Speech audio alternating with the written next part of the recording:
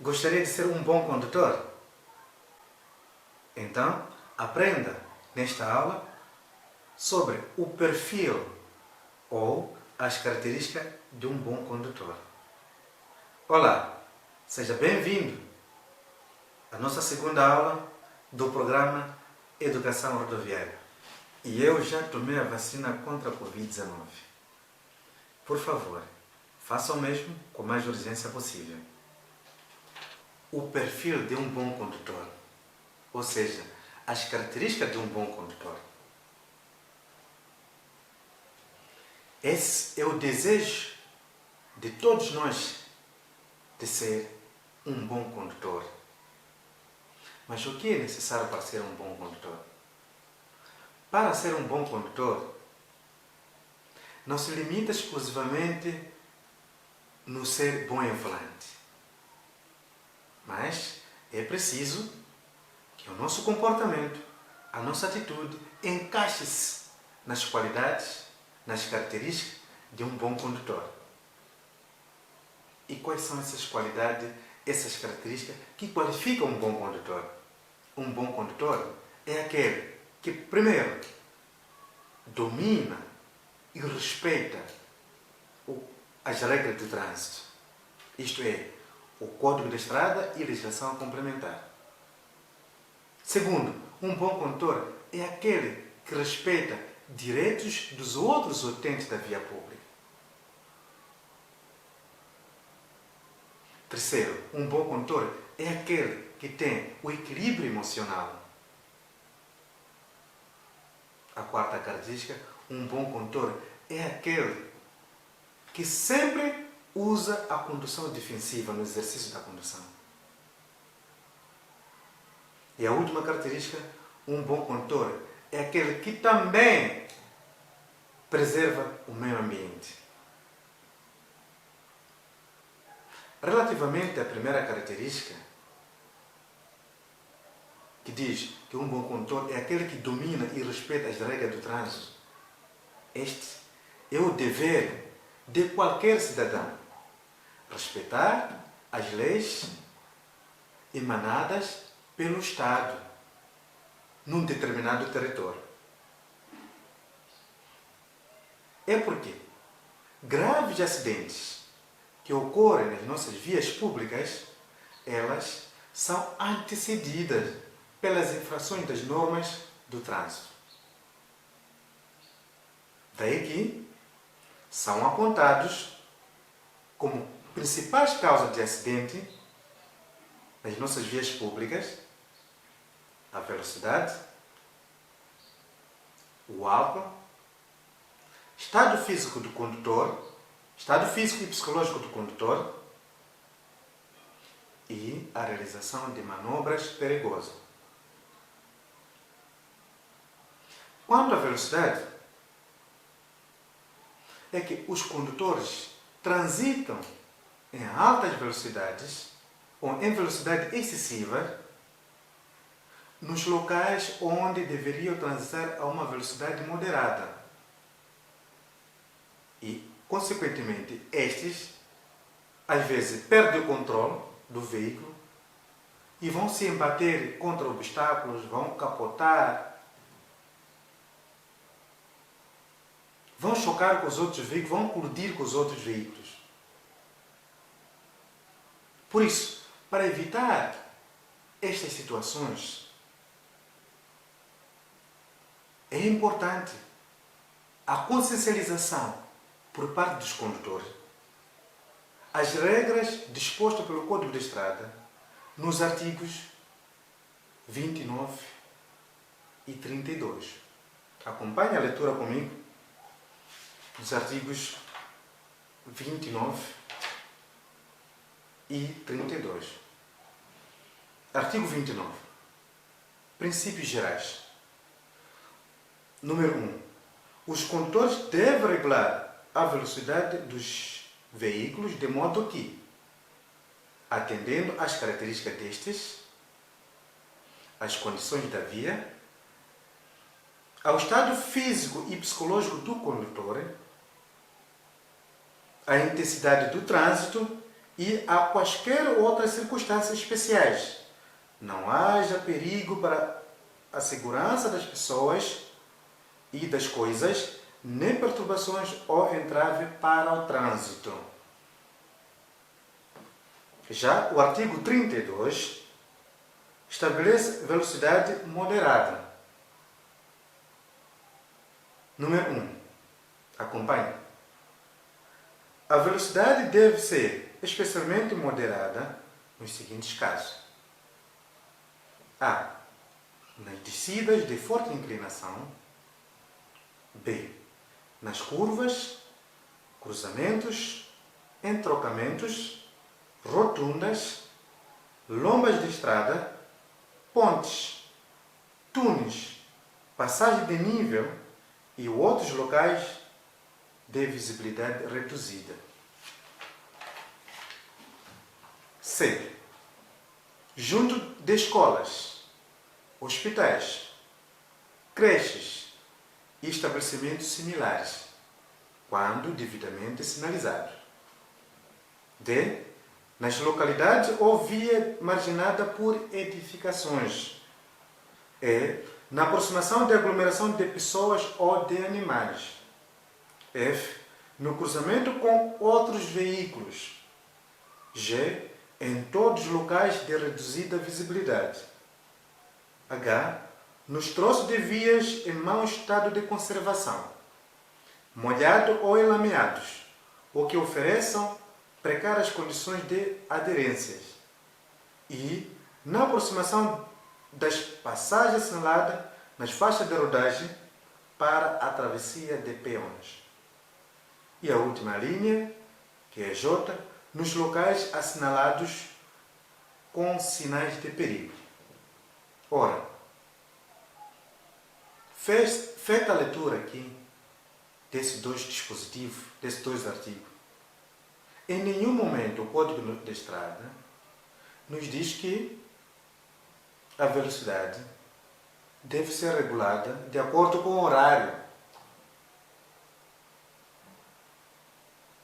ou de acordo com a presença dos agentes do trânsito na via pública.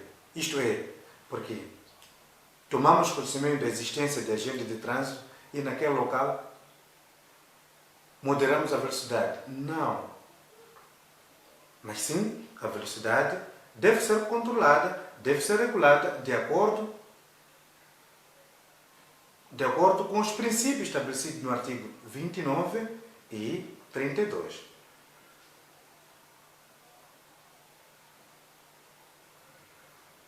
Devemos mudar o nosso comportamento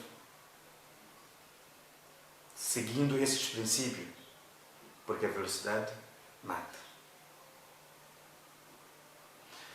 E é apontado como a segunda causa dos acidentes que acontecem nas nossas vias públicas o álcool. E eu não tenho receio de afirmar que o álcool é um dos maiores inimigos do condutor. O consumo do álcool deve ser evitado quando sabe que vai se fazer ao volante. Porque uma vez ingerido o álcool, ele afeta todas as capacidades necessárias para o exercício da condução. É o tempo de reação, a visão, a audição. Consequentemente, este comportamento vai lhe conduzir ao acidente. O que o Código da Estrada diz sobre o consumo do álcool? Veja comigo o artigo 81 do Código da Estrada. Condução sob o efeito do álcool, estupefacientes ou de substâncias psicotrópicas. Número 2. É proibido conduzir sob efeito, sob influência de álcool ou de substâncias psicotrópicas. Creio que notou que o Código da Estrada em nenhum momento permite com que, após a ingestão de bebidas alcoólicas, se faça ao volante. Daí que temos o lema que diz: se beba, não conduz, e se conduz, não beba. Em cerimônias, em festas, reuniões, convívios, devemos evitar oferecer bebidas alcoólicas às pessoas que irão nos levar de volta a casa. Se comportarmos desse jeito, estaremos a contribuir de forma positiva na redução de índices dos acidentes que ocorrem nas nossas vias públicas. E é apontada como a terceira causa dos acidentes que ocorrem na nossa via pública o estado físico e psicológico do condutor. Isso para dizer que, quando estivermos doentes, não devemos fazer ao volante. E quando estivermos cansados, também não devemos fazer ao volante. O melhor é repousar. Se a viagem for longa, devemos parar em duas horas para repousar. Isso é muito importante. Não beba quando estiver cansado produtos estimulantes ou refrescos energéticos.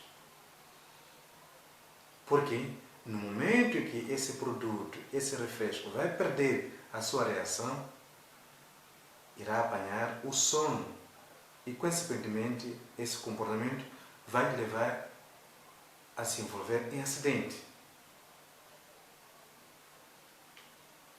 E é apontado como a última causa dos acidentes a realização de manobras perigosas.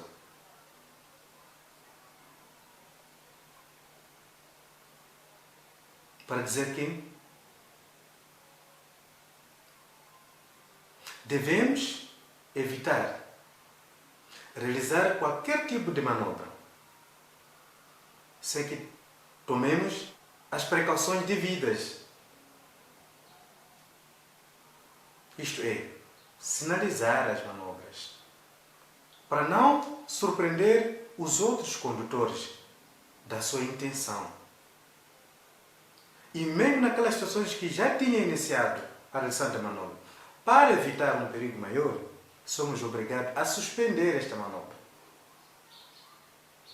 Acompanhe comigo o que diz o nosso Código da Estrada quanto à realização das manobras. Artigo 23, conjugado com o artigo 42, ambos do Código da Estrada.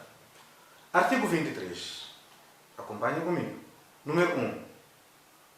Quando um veículo iniciar a marcha, diminuir a sua velocidade, parar, mudar de direção ou da via de trânsito, iniciar uma ultrapassagem ou inverter o sentido de marcha, e em todos os casos em que seja necessário indicar a sua aproximação, o condutor deve utilizar o dispositivo mecânico, luminoso ou sonoro e, na falta deste, o braço para indicar o sinal regulamentar correspondente com a devida antecedência. Já o artigo 42. Pode acompanhar comigo. O artigo 42 estabelece o princípio geral da realização de manobra. O condutor só pode efetuar alguma manobra em local e por forma que da sua realização não resulte perigo ou embaraço para o trânsito. Mesmo tendo-a iniciado, deverá suspendê-la para prevenir a ocorrência de um perigo maior. Então temos esses princípios, dois princípios aqui, que nos orientam a efetuar a manobra de uma forma segura, sem se envolvermos em acidente. Primeiro, devemos sinalizar a manobra E na situação que já tínhamos iniciado, temos que suspender, que é para evitar um perigo maior. Não faça nunca manobra sem primeiro tomar as precauções devidas. Vamos para a segunda característica de um bom condutor.